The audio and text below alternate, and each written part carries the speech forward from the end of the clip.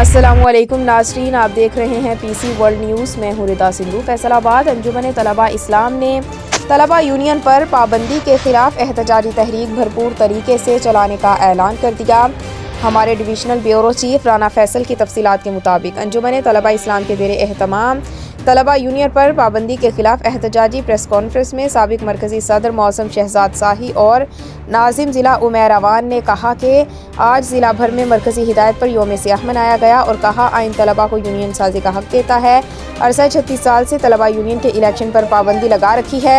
तलबा के हुकूक पर मार्शल लॉ लगा हुआ है। जो भी हुकूमत आई बहाली के वादे किए मगर तलबा यूनियन बहाल नहीं की गई। और मज़ीद कहा कि हुकूमत ने यूथ का नारा लगाया था मगर अफसोस तलबा को हुकूक नहीं दिए जा रहे।